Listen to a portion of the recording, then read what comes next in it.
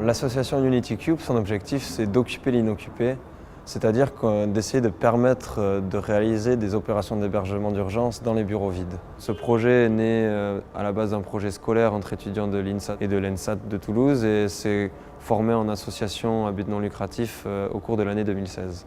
L'idée, c'est d'essayer d'être en relation avec les gens qui agissent sur le terrain pour proposer des formes d'hébergement avec des conditions de vie décentes. Nous sommes fiers de travailler avec UnityCube car UnityCube amène une solution innovante et assez facile à réaliser.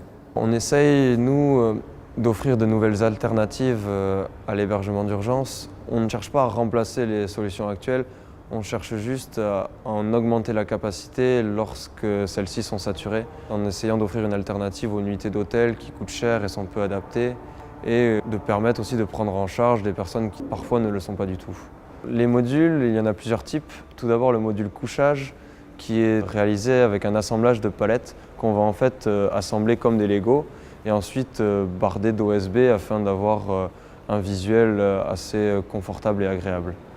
Ensuite le module sanitaire où là vont être assemblées 2 pièces en fibre de verre que l'on va visser et qui vont recréer en fait à la fois des toilettes, une douche et un lavabo dans un espace assez restreint et connecté au réseau déjà existant des espaces de bureaux vides. On trouve que cette initiative est très bien et qu'on aimerait que beaucoup plus de personnes viennent se préoccuper du mal logement et des sans-abri. Je suis très fier de faire partie de ce projet UnityCube qui a beaucoup de sens pour moi.